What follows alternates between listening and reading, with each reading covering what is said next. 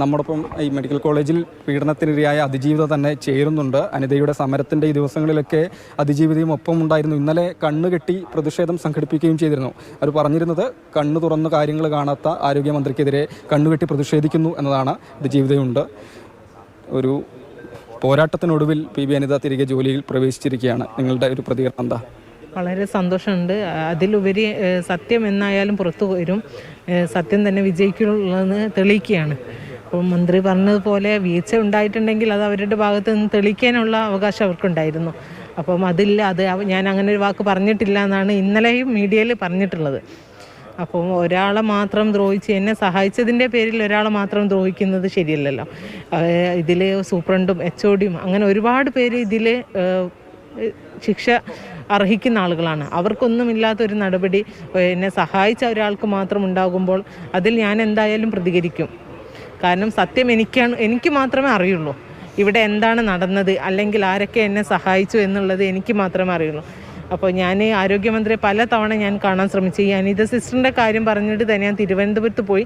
അതുപോലെ തന്നെ ഒരു 100 തവണയൊന്നല്ല അവരെ ഞാൻ കോണ്ടാക്റ്റ് ചെയ്യാൻ ശ്രമിച്ചത്. പക്ഷെ ഒരു തവണ പോലും അവർ ആ കോൾ അറ്റൻഡ് ചെയ്യാനോ അല്ലെങ്കിൽ എനിക്കൊരു മറുപടി തരാനോ, അതിജീവിതയ്ക്ക് ഒപ്പമുണ്ടെന്ന് എപ്പോഴും പറയുന്ന ആള് ഒന്ന് ഫോൺ എപ്പോഴും ഒപ്പമുണ്ട് എന്ന് പറയാറുണ്ട്. ഒപ്പമുണ്ടെന്ന് പറയാൻ എല്ലാവർക്കും കഴിയും. നമ്മളിപ്പം പറയാലോ, നമുക്ക് ഏതെങ്കിലും സെലിബ്രിറ്റിൻ്റെ കൂടെ നമ്മളെപ്പോഴും ഉണ്ട്, ഒപ്പമുണ്ട്. പക്ഷെ നമ്മൾ അവരുടെ കൂടെ നിൽക്കുന്നുണ്ടോ? നമ്മൾ ചെയ്ത് കാണിക്കണം. എന്ത് പ്രവൃത്തിയാണെങ്കിലും നമ്മൾ ചെയ്ത് കാണിച്ചാലേ ഉള്ളൂ അത് നമ്മൾ മറ്റൊരാൾക്ക് ഫീൽ ചെയ്യുള്ളൂ. അപ്പോൾ ആ കാര്യത്തിൽ ഞാൻ എന്തായാലും ആരോഗ്യമന്ത്രിക്കെതിരെയാണ്. അവർ ചെയ്ത് കാണിക്കട്ടെ. ഞാൻ കൊടുത്ത പരാതി അന്വേഷിച്ച് അതിലൊരു നടപടി എടുക്കട്ടെ. ഇവിടെ ഒരു അന്വേഷണ സമിതി വന്നു DMEൻ്റെ കീഴിൽ.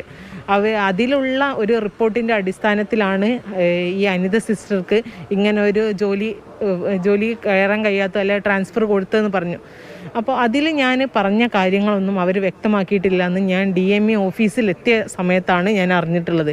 കാരണം അവർ അപ്പോൾ വിചാരിച്ചിട്ടില്ല ഞാൻ അവിടെ തിരുവനന്തപുരത്ത് DME ഓഫീസിലെത്തുന്ന അവരൊരിക്കലും കരുതിയിട്ടില്ല. നിങ്ങൾ പറഞ്ഞ കാര്യങ്ങൾ അന്വേഷണ റിപ്പോർട്ടിൽ കൃത്യമായി രേഖപ്പെടുത്തിയിട്ടില്ല എന്നാണോ? അതെ, തീർച്ചയായിട്ടും അതൊന്നും രേഖപ്പെടുത്തിയിട്ടില്ല. പിന്നെയും അവർ ഇവിടെ വന്ന് പിന്നെയും അന്വേഷിച്ചു.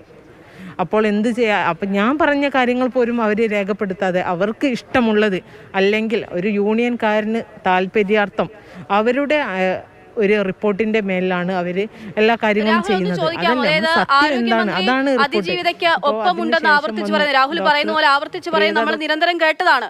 ഈ സംഭവം ഉണ്ടായ സമയത്തൊക്കെയും നമ്മൾ കേട്ടതാണ്. എല്ലാവരുടെ അങ്ങനെ പറയാറുണ്ട് രാഹുൽ നേരത്തെ പറഞ്ഞതുപോലെ. പക്ഷെ അതിനപ്പുറത്തേക്ക് എന്തൊക്കെ നിധി നിഷേധങ്ങൾ, അല്ലെങ്കിൽ അവരോട് ഏത് തരത്തിലായിരുന്നു ആരോഗ്യമന്ത്രി വീണ ജോർജ് ഏത് തരത്തിലായിരുന്നു അവരോട് ഇടപെട്ടത്, എന്തായിരുന്നു മന്ത്രിയോട് വിളിക്കുമ്പോൾ പോലും ഫോൺ എടുക്കുന്നില്ല എന്നൊക്കെ പറയുന്നുണ്ട്. ഏത് തരത്തിലായിരുന്നു അവർ ഇടപെടുന്നത്, അപ്പോൾ മന്ത്രിയുടെ പ്രതികരണം, റിയാക്ഷൻ ഒക്കെ, സഹകരണം ഒക്കെ എങ്ങനെയായിരുന്നു? അതൊന്നുകൂടി ചോദിച്ച് നമുക്ക് അത്തരത്തിലുള്ള വിവരങ്ങൾ എടുക്കാം.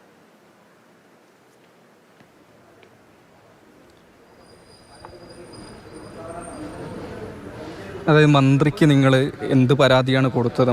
അവിടെ നിന്ന് നീതി നിഷേധം തന്നെയാണോ തുടർന്നു വന്നത്?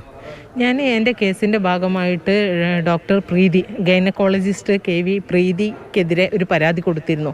അതുപോലെ തന്നെ ഈ എന്നെ പീഡിപ്പിച്ച ശശീന്ദ്രൻ ദിവസേന ഇവിടെ വരുന്നുണ്ടെന്ന് പറഞ്ഞ് അത് എനിക്ക് ട്രീറ്റ്മെൻറ്റിനൊക്കെ ഇവിടെ വരുന്നത്. അപ്പോൾ എൻ്റെ ഒരു മാനസികാവസ്ഥ, അതുപോലെ തന്നെ പ്രതി ഇങ്ങനെ പുറത്തിറങ്ങി നടക്കും, ഞാനിങ്ങനെ മൂടി പൊതച്ച് പബ്ലിക്കിൻ്റെ മുന്നിൽ. ഇപ്പോൾ മീഡിയാസ് തന്നെ ചോദിച്ചു, നിങ്ങൾ ഒരു അതിജീവിതയല്ലേ, നിങ്ങൾ മുഖം കാണിച്ചിട്ടല്ലേ നടക്കണ്ടേ, നിങ്ങളൊരു തെറ്റും അത് എനിക്ക് ആഗ്രഹമില്ലാഞ്ഞിട്ടല്ല, പക്ഷേ മറ്റുള്ളവരുടെ മുന്നിൽ എനിക്ക് എൻ്റെ ഫേസ് കാണിക്കുവാൻ എൻ്റെതായ ബുദ്ധിമുട്ടുകളുണ്ട്. അപ്പം അതൊക്കെ ഞാൻ എല്ലാ ബുദ്ധിമുട്ടുകളും മറികടന്ന് ഇപ്പോഴും ഞാൻ ജീവിക്കുന്നു. അപ്പോൾ അതിൽ ആ പ്രതി ഇപ്പോഴും ഇങ്ങനെ ഇവിടെ വിലസി നടക്കുമ്പോൾ അത് എനിക്കൊരു ബുദ്ധിമുട്ടാണ്. ആ 2 കാര്യങ്ങൾ ഞാൻ പരാതി കൊടുത്തിട്ടുണ്ട്. അതുപോലെ തന്നെ ICUവിൻ്റെ ഉള്ളിൽ ഒരു പുരുഷ അറ്റൻഡറിനെ നിയമിക്കുന്നതിൽ അതിൽ പരാതി കൊടുത്തിട്ടുണ്ട്. ഇപ്പോഴും എൻ്റെ നിഗമനത്തിൽ ഇവിടെ ഇപ്പോഴും പുരുഷ അറ്റൻഡർ തന്നെയാണ് ഉള്ളതെന്നാണ് എൻ്റെ ഒരു വിശ്വാസം. അതുപോലെ CCTV സ്ഥാപിച്ചിട്ടില്ല. അതിൻ്റെ ഫുട്ടേജ് ഞാൻ ചോദിച്ചിരുന്നു. അപ്പോൾ അത് ഇവിടെ ലഭ്യമല്ല എന്നാണ് അവർ പലതവണ അപ്പീലിന് പോയിട്ട് പോലും പറഞ്ഞത്. അപ്പം ഇതിലൊക്കെ എന്ത് നടപടിയാണ് അവരെടുത്തത്? എനിക്കൊപ്പം ഉണ്ടെന്ന് പറഞ്ഞിട്ട് ഞാൻ പറഞ്ഞ എന്തെങ്കിലും പരാതികൾ അവർ നടപടി എടുത്തിട്ടുണ്ടോ? അത് എനിക്കൊന്ന് ബോധ്യപ്പെടുത്തി തരട്ടെ. ഒരു കാര്യം കൂടി ചോദിക്കാമോ രാഹുൽ? അതായത് ഇവര് പോരാടിയ ഒരു വനിതയാണ്, അതിജീവിതയാണ്. അപ്പോൾ സ്വാഭാവികമായിട്ട് നമ്മുടെ ആരോഗ്യമന്ത്രി ഒരു വനിതയാണ്. അവിടെ സ്ത്രീകൾ ഒരുപാട് പ്രതീക്ഷ മുന്നോട്ട് വയ്ക്കുന്നതാണ്. ആരോഗ്യമന്ത്രി നമ്മുടെ ഒപ്പം ഉണ്ടാകും എന്നുള്ള കാര്യം, ഒരു പ്രതീക്ഷ നമ്മൾ മുന്നോട്ട് വയ്ക്കുമ്പോൾ എന്താണ് ഇവിടെ ഇപ്പോൾ അതിജീവിതയ്ക്ക് പറയാനുള്ളത്? അങ്ങനെ ഒരു പ്രതീക്ഷ ഇവിടുത്തെ സ്ത്രീകൾ അല്ലെങ്കിൽ ഇവിടുത്തെ സാധാരണക്കാർ അങ്ങനെ ഒരു പ്രതീക്ഷ മന്ത്രിയിൽ വെക്കേണ്ടതില്ല എന്നുള്ളതാണോ, വെക്കണമോ? എന്താണ് അതിൽ അവരുടെ ഒരു പ്രതികരണം എന്താണ്, അതൊന്ന് ചോദിക്കാമോ?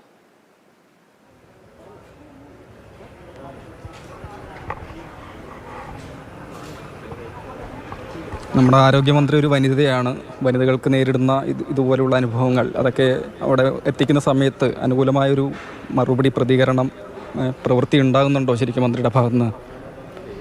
ഇല്ല, ആരോഗ്യമന്ത്രി ഒരു സ്ത്രീയായിട്ട് പോലും എൻ്റെ വേദന മനസ്സിലാക്കാൻ ഇതുവരെ തുനിഞ്ഞിട്ടില്ലെന്നാണ് എൻ്റെ ഒരു നിഗമനം.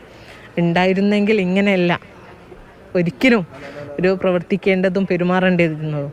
അവരെ ഒരു സ്ത്രീയുടെ വേദന അറിഞ്ഞിട്ടുണ്ടെങ്കിൽ എനിക്കൊപ്പം നിന്ന് എന്നെ സഹായിച്ച് അല്ലെങ്കിൽ അവർക്കൊരു അഭിനന്ദനം അവർ നൽകുമായിരുന്നു. അതൊന്നുമില്ലാതെ എന്നെ സഹായിച്ചവരെ ദ്രോഹിച്ച് അല്ലെങ്കിൽ എന്നെ ദ്രോഹിച്ചവരെ സംരക്ഷിച്ചുകൊണ്ട് അവരുടെ ഒരു നിലപാടുണ്ടാവില്ല.